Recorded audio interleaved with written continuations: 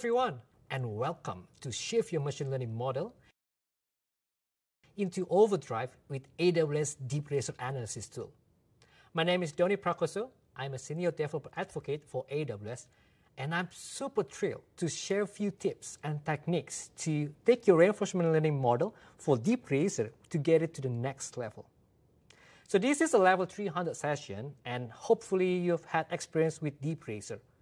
This session will assume that you have prior knowledge building with AWS, especially building reinforcement learning model and train and evaluated AWS DeepRacer model.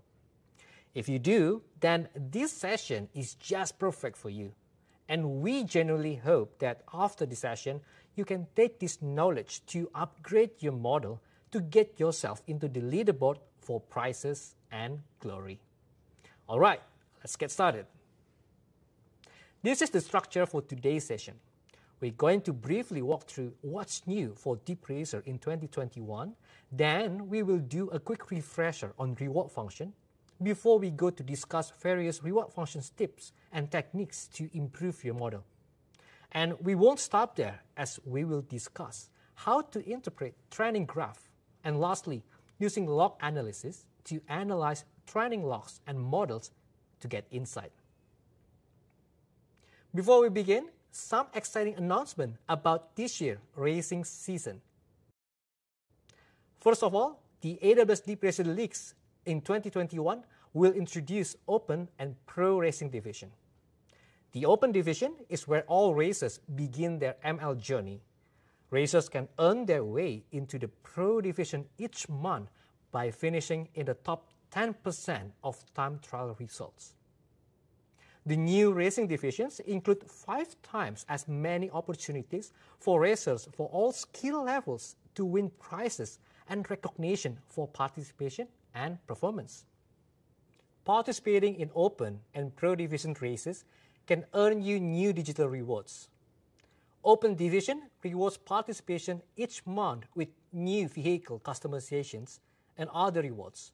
And the Pro Division celebrates competition and accomplishment with DeepRacer merchandise, DeepRacer Evo cars, exclusive prizes, and qualification to the Championship Cup at reInvent 2021.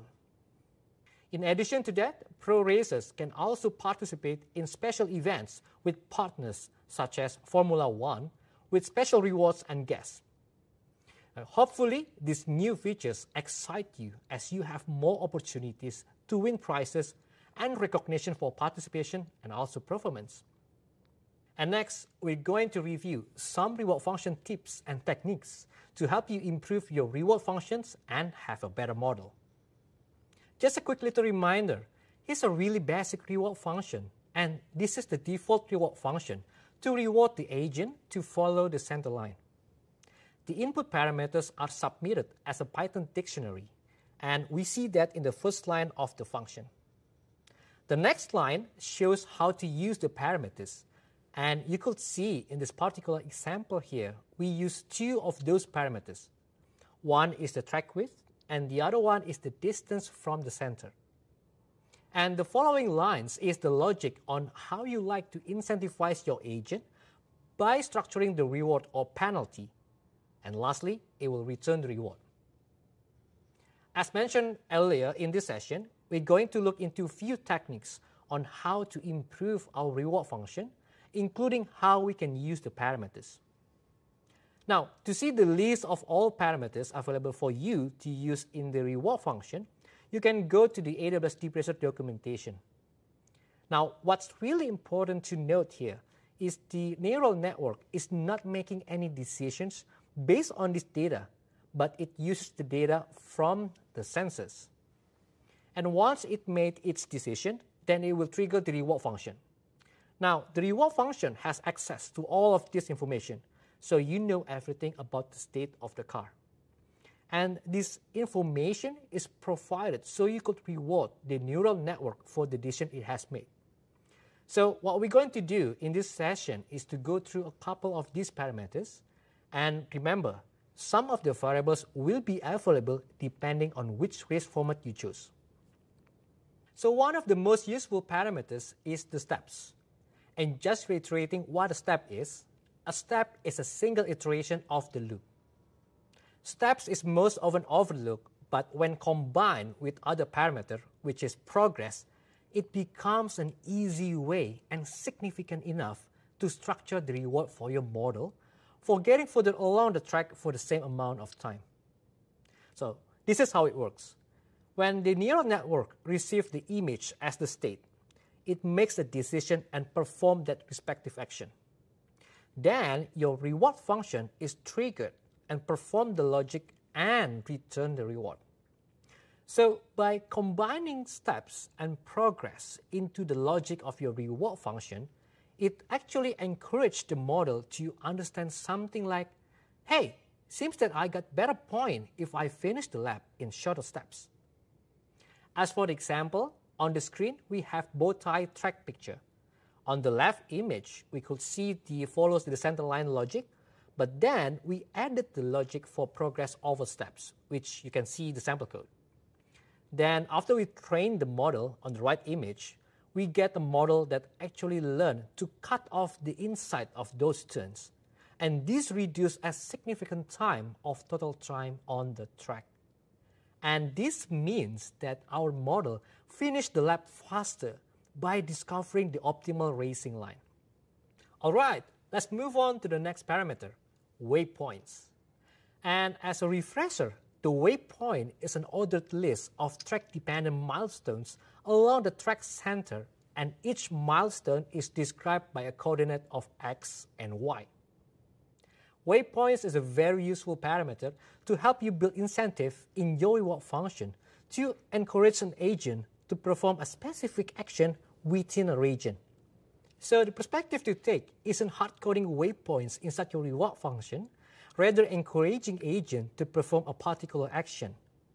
Now for example, here we have the reInvent 2018 track, the classic and the original track. And what we want in this particular track is a different behavior at different regions of the track. On the bottom section, this is the very first region when we start the race using this track. And on this region, what we want is the agent to go really fast because it's a straight line. But in the first turn, we want the model to start from the outer side. When it moves into the middle of the turn, we want to be on the inside. Then, as it leaves and exits the turn, we want it to accelerate the speed. Now with waypoints, we could actually set the reward function to reward on those different behaviors. So let's see how we can put this idea into the reward function. Here we have the reInvent 2018 track visualized with waypoints. What we want to do is choose waypoints that can help us in giving behavior to the agent as we want. For example, the behavior to make a turn. In this example, we have a region, and within this region, for easy understanding, we divide it into two areas, yellow and blue area. Yellow area is the region where our agent will start a turn, and the blue area is the region where our agents are in the middle of the turn. And to define the yellow area, we can use waypoints with indexes ranging from index 5 through 9. And when the agent is in the middle of the turn, which is the blue area, we have waypoints from index 10 to 20. Now, what we're going to do is give different rewards when the agent is in a different region. For example, when our agent is in yellow area, we want our agent to be on outer side, which is on the right side of the center line. And we do that by adding if statement. If the variable is left of center is false, which means our agent is on the right side, then we will give it a reward.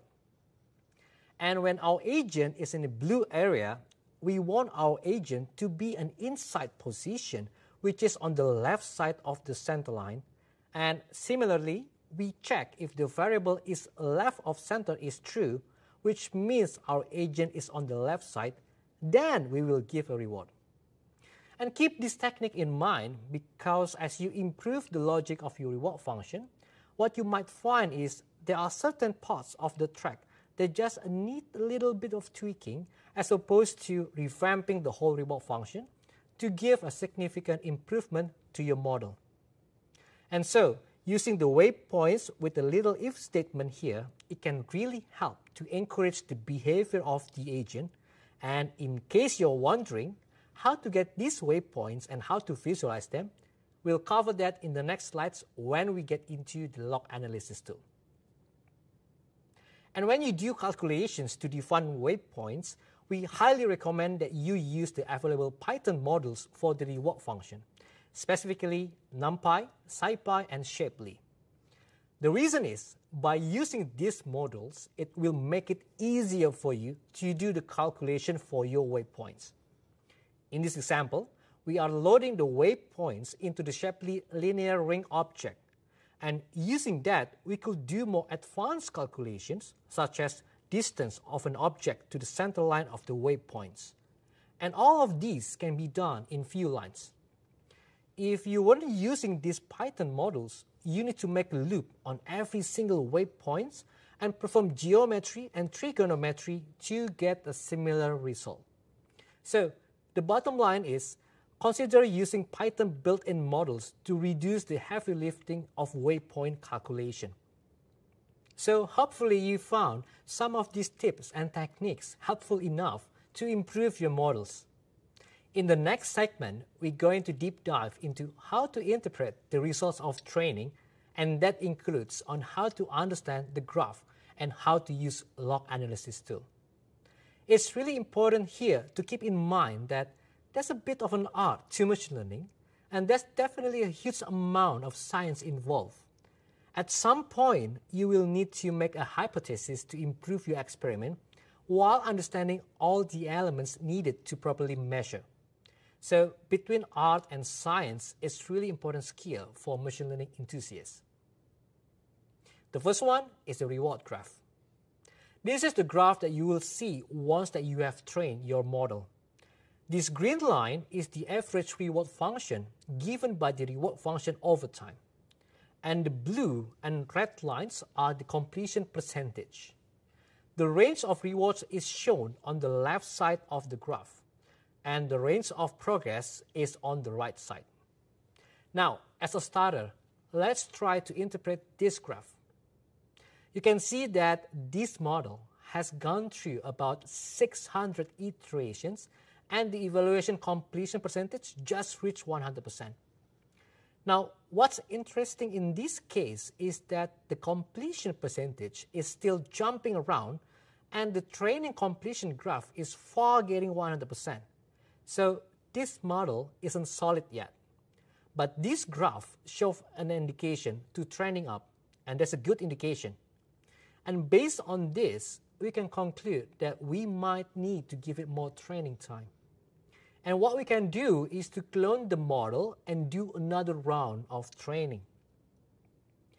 One of the common questions asked is, why are the training and evaluation lines separate? So let's discuss about this to understand what's actually happening within the DeepRacer when we train a model. The training graph shows us performance of the vehicle. If you remember the exploration and the exploitation concept, at first our agent is trying different things. It's basically exploring its environment with specific degree of randomness. It's sort of exploring the environment and gather experience. But once it has enough experience, it's going to analyze that batch and adjust the weights of the neural network. But while it's in the background, the environments are freed up, and during the evaluation, our model is not doing exploration, but more to exploitation, and is trying to maximize the reward based on knowledge it has learned. So during the evaluation, it's not going to try random things, and basically trying to be more perform with what it already knows. For that reason, we often see the evaluation graph have a tendency to go higher than the training graph. Now, during the evaluation, it's literally trying to exploit what it's already learned based on the experience collected. So that's why those two graphs are separate. Let's review another example. In this graph, we can see that the percentage completion is only around 15%, and iteration is already running more than 6,000. And the reward function is seen jumping all over the place, but does not show an uptrend. At this point, we know that it's not a good sign. Looking at this graph, one of the most likely reward function is not giving the reward, which can help the model to get better. In this case, it's a good idea to revamp the function and just build it from scratch. Let's talk about overfitting. In machine learning, overfitting or overtraining is really an important concept to understand. The underlying problem is that the neural network learns everything in the given training dataset, but cannot take anything else. Now, the problem is if you use the model and pass an input that may be close to the dataset, it might give you a far-off answer and basically make it useless for anything, except for the data that was already trained on with AWS DeepRacer. This normally comes when our model is overtrained. And in the DeepRacer context, it's trained on a specific track for too long. A good model should actually be picking out the features of the road. It should be looking at the center line and the side lines. If those lines are going to the left, it will turn the wheels to the left. But what happens if it's overtrained is it might actually pick out something else. For example, if the agent is at the same spot, it will have more information such as the background angle, how the wall looks like, and the pattern of the grass. So it will turn left. Now the problem with this is that while the model can run perfectly on a specific track, but if you use the model on a different track or even on the same track but different conditions, say like you're joining the offline race at AWS Summit with different lighting or even the barrier looks different, then what happens is your model won't know how to operate in that situation because it's not generic enough and will result in poor performance. And this is something that we need to avoid with AWS DeepRacer. In this example, we could see that the evaluation completion percentage hit 100% for quite some time, but the training was still underway. So at this point, this is a pretty fully trained model, and we should actually stop this, otherwise there's a real risk of overtraining. And if you're in this situation, you might want to shift the reward function to getting around the track faster, for example, or even run this model on a different track. And that's a really valid strategy. And the point is to force the model to learn how to operate on the features of the road. So lots of developers are focusing on hyperparameters, even when they're just getting started with AWS DeepRacer. Now, the thing about the hyperparameters is the default configurations are really just fine. We put a lot of thought and has gone trial and error to finally arrive to the default configuration that you see on the console. So if you're just getting started, please focus on the reward function as this is the most critical aspect as opposed to hyperparameters. And eventually, as you progress forward in your journey, you will eventually need to adjust your hyperparameters. In this particular graph, we see the training graph in the reward function sort of spiking up and down, and it might be a sign that maybe the learning rate is actually too high. The learning rate controls how much a gradient descent or ascent update contributes to the network weights. So in this case, it might actually make sense to pause training and start up again with a lower learning rate. Hopefully you got a good sense of how to interpret those training graphs from the console. For most of the cases, training graph already provide us with a quick insight on what to do to improve our model if anything goes wrong. But for some other cases, you might want to deep dive more into the process to reveal how your model performs during the training and evaluation, and to pull out that information and gain more insights. And that's where we need to actually dive into the training logs using the log analysis tool. So the training logs is available for you to download. And here's an example of a single log entry. Typically in the log files, you'll find thousands of lines like this. Just a quick reminder about the episode and step. Episode is a period in which the vehicle starts from a given starting point and ends up completing the track or going off the track. And step corresponds to an action taken by the agent following the current policy. It's executing the decision of which action, and then your reward function is running. So in this particular example, you could see that the episode numbers is 619 and the step numbers is 44. And the car was at this specific X and Y coordinate, plus a variety of other information such as the steering angle, action taken, reward, and other extra information. So now you have the idea that you could basically process these logs and pull out all kind of insights. And to do this, you can use log analysis tool, and it's available at this link in GitHub repo. So let's jump into a quick demo to show you how you can start using the log analysis tool. In this quick demo, we will show you how you can get started with the log analysis tool. To get the Jupyter Notebook file and also source code for helper functions, you can clone this repo on GitHub. And inside the log analysis folder, you will find the Jupyter Notebook file, which is the main notebook for doing log analysis. To run this Jupyter Notebook, you need to have the Jupyter installed on your laptop or development environment. Another way to run Jupyter Notebook is to use a notebook instance from SageMaker. But in this demo, I'm using a notebook on a remote development machine and access it from my laptop. The first step is I need to clone this repo. And once it's done, I need to start the Jupyter server and access it from my browser. The original Jupyter Notebooks looks like this. And depending on your environment settings, you may have installed the requirements required by this notebook.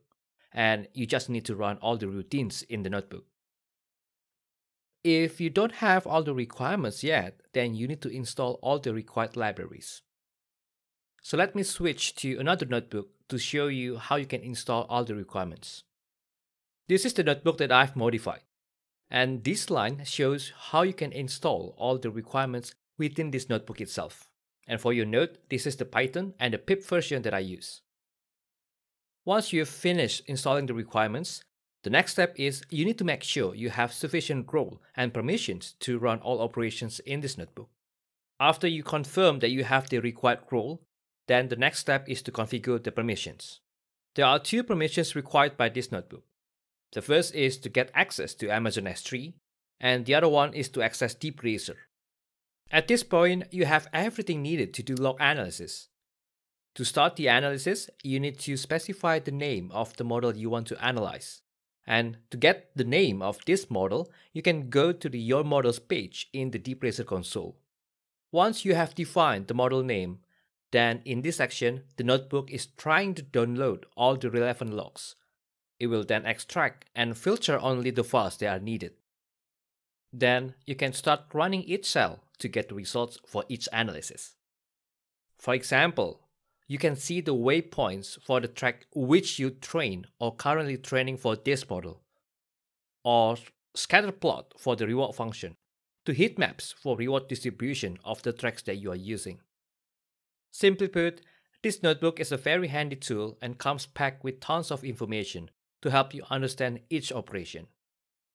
Okay, now let's review some of the main features of this notebook. One of the best things about this notebook is it makes very easy to visualize the track and the waypoints like what you see on the screen.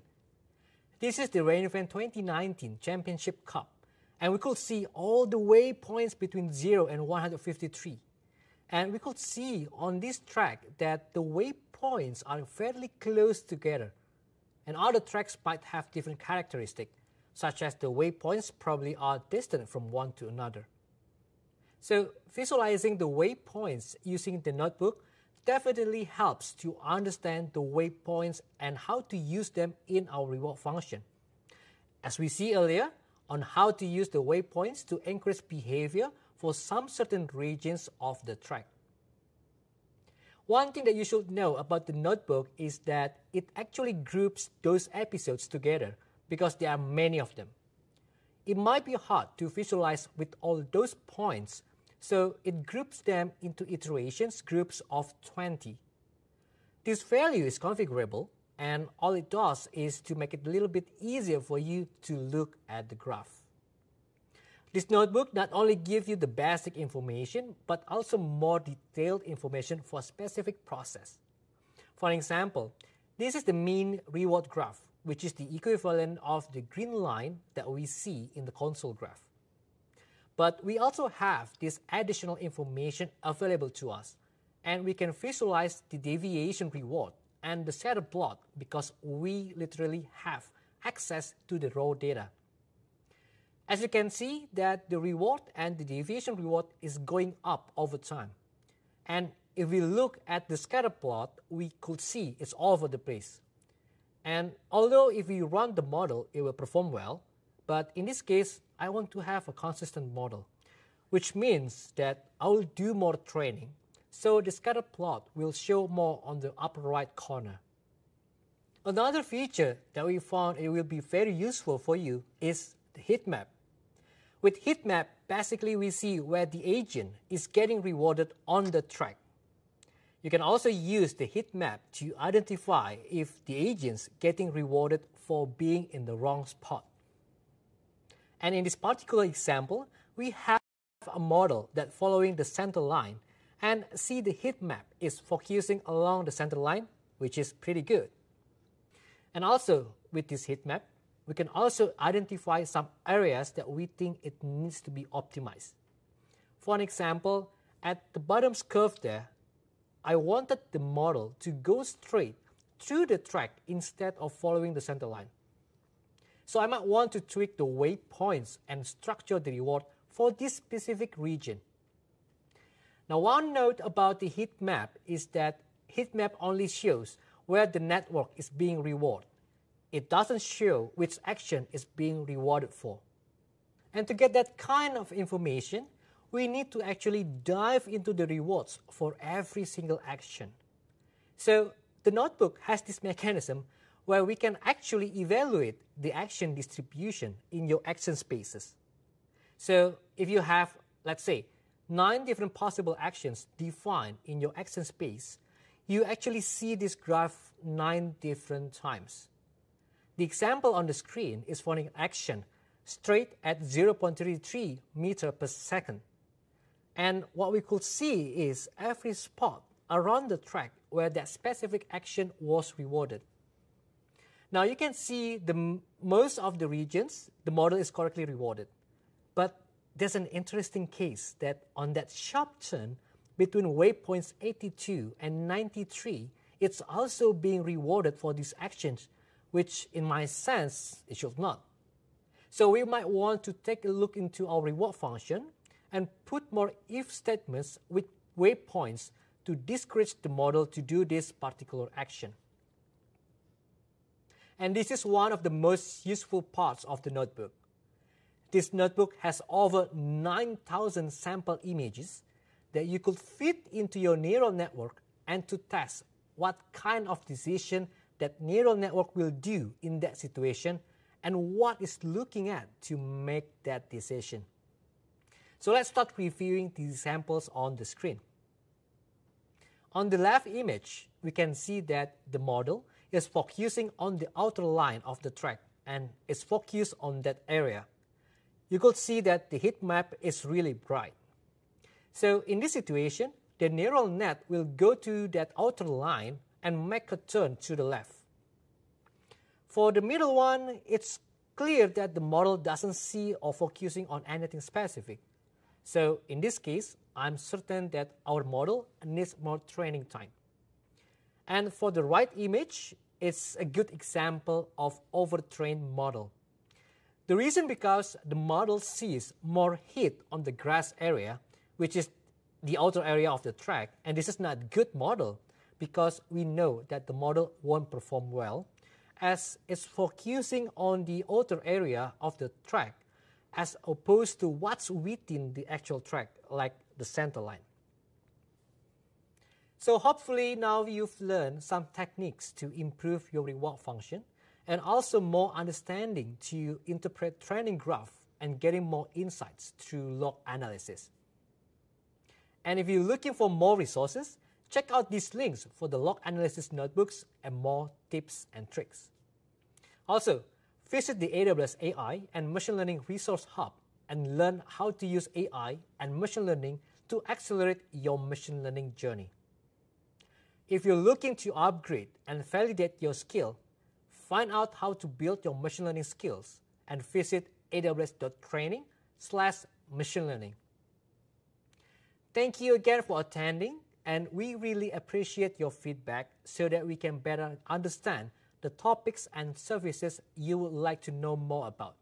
So please do take the time to fill out our survey and let us know what you think.